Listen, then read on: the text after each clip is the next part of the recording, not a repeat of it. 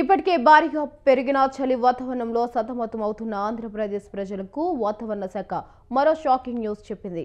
ఈ నెల రాష్ట్రంలో 2 రోజుల పాటు భారీ వర్షాలు కురుస్తాయని రాష్ట్ర ప్రజలు వాతావరణ శాఖ హెచ్చరికలు జారీ చేసింది.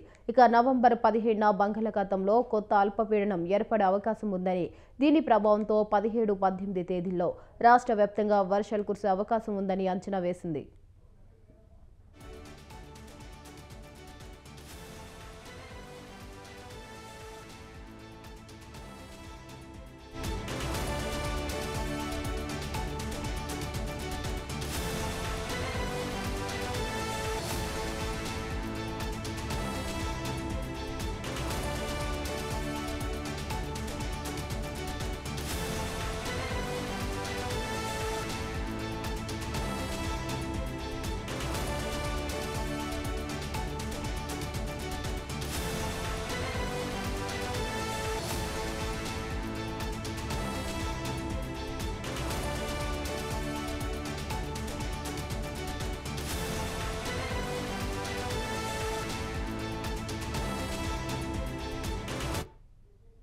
తీర ప్రాంతాల్లో గాలుల వేగం పెరగవచ్చని, మత్స్యకారులు సముద్రంలో వేటకు వెళ్లవద్దని హెచ్చరించింది.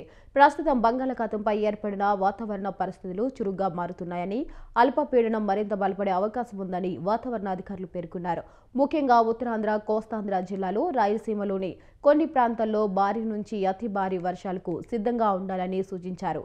అధికారులు విపత్తు నిర్వహణ విభాగాలను అప్రమత్తంగా ఉండమని ఆదేశించారు.